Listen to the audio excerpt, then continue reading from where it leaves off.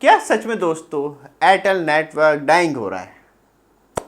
आप 4G की बात करें, 5G की बात करें, अब Airtel axis team air fibre की बात करें, जिस तरीके से बड़े बड़े इम्प्रूवमेंट और डील देखने के लिए मिल रही है, क्या सच में एयरटेल खुद अपने भरोसे कुछ करेगा नेटवर्क को लेके? वैसे तो एयरटेल जो इंडिया में अपनी सर्विस स्टार्ट की थी ऑफिशियल तरीके से, वो 27 सितंबर 1995 में की थी। और आज की डेट में बात करी जाए तो एयरटेल अपने आप क्या मैन्युफैक्चरिंग करता है।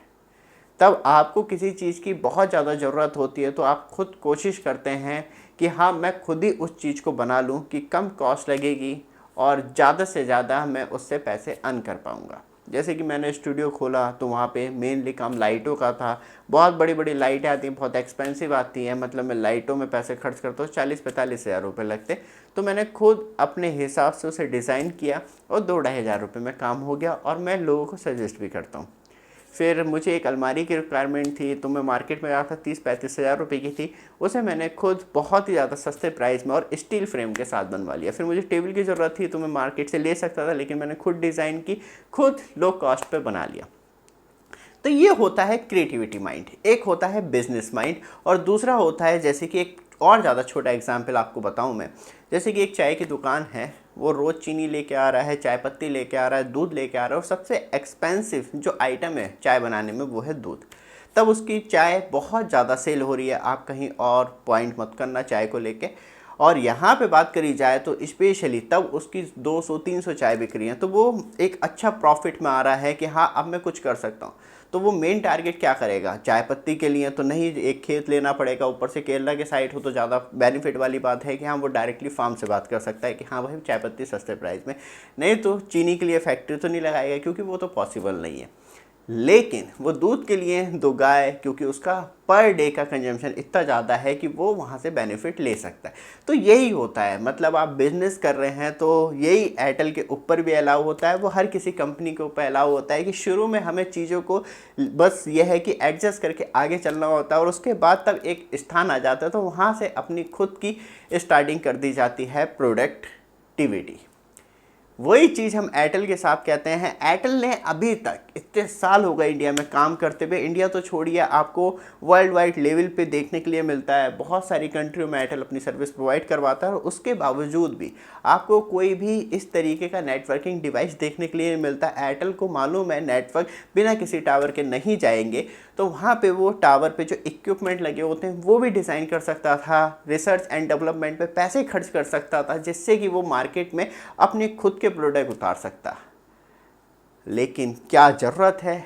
तब लोग हैं सर्विस प्रोवाइड करवाने के लिए, बाहर देशों से सामान आ सकता है, वो बात अलग है। ज़्यादा पैसे दे के क्या फ़र्क पड़ रहा है? आपके तो जेब काटने में मेन टारगेट है। क्योंकि जियो ने भी बीच में अचानक से सरप्राइज़ कर दिया। रिसेंटली इंटरव्यू दिया जाता है और उसमें ये कहा जाता है कि जो जियो का 5G नेटवर्क है वो रिलायंस जियो ने 80% खुद डेवलप्ड किया है। जो 20% पार्ट है, जैसे कि इक्विपमेंट होगा जो टावर पे स्पेशली वेवलेंथ के लिए या एंटेना लगाए गए हैं, वही हेल्प ली गई है।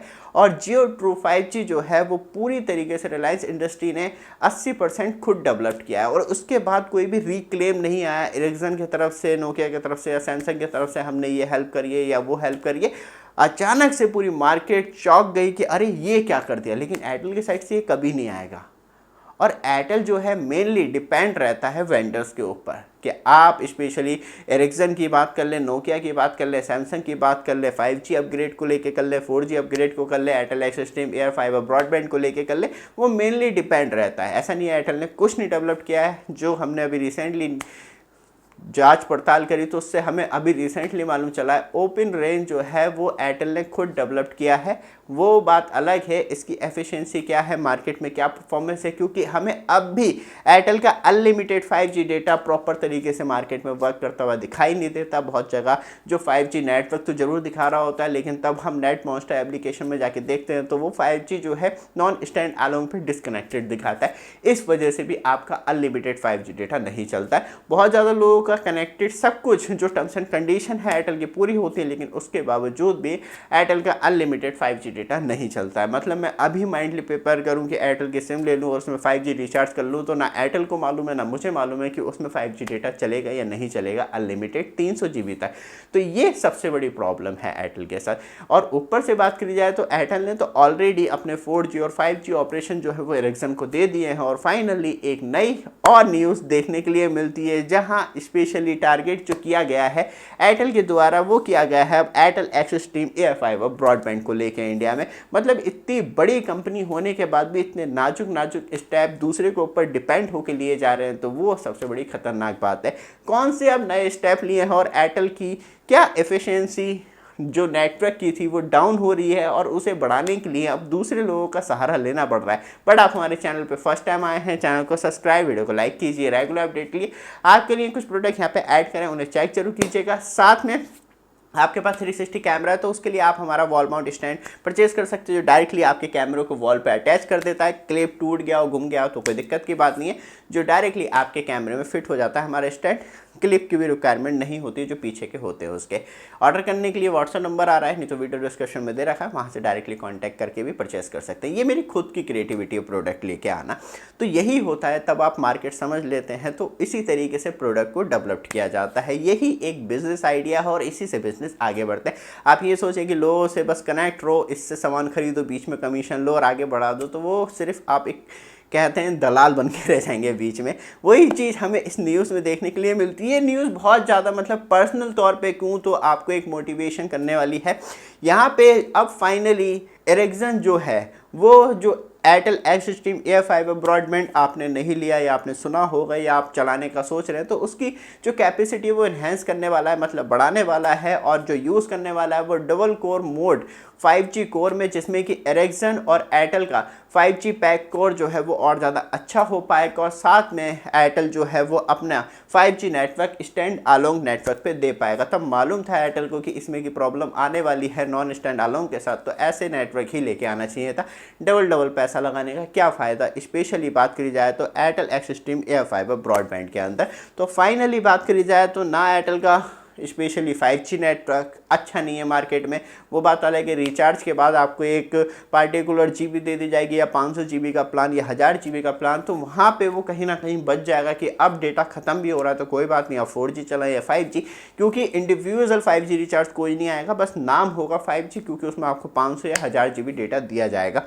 लेकिन बात करी जाए तो Airtel axis team air fibre की जो कैपेसिटी ख़राब है या इम्प्रूवमेंट की बात चल रही है, तो वो कहीं ना कहीं बहुत ज़्यादा खतरनाक है।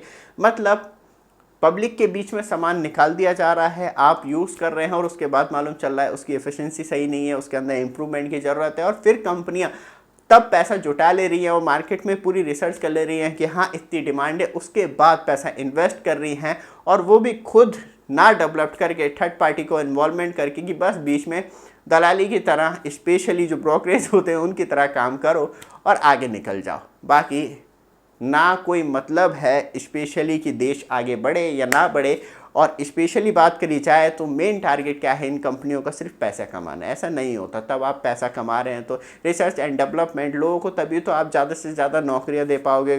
केंद्र सरकार की बात करें, इतनी सब्सिडी दी जा रही है, इतनी हेल्प की जा रही है, बैक पुशअप किया जा रहा है, आपको 20-20 साल के लिए स्पेक्ट्रम दे दिए जा रहे हैं इंस्टॉलमेंट में, तो वो ऐसे ही नहीं दिए जा रहे हैं। वो सब कुछ एक प्लानिंग है। गवर्नमेंट यही सोच रही है कि हाँ ये टेलीकॉम कंपनियां कहीं ना कहीं इंक्रीज़ करेंगी एम्प्लॉयमेंट, लेकिन ये तो खुद दूसरे के भरोसे बैठी हुई है। ये वीडियो आपको अच्छी लगे, रेगुलर अपडेट के लिए चैनल को सब्सक्राइब, वीडियो को लाइक जरूर कीजिएगा। धन्यवाद।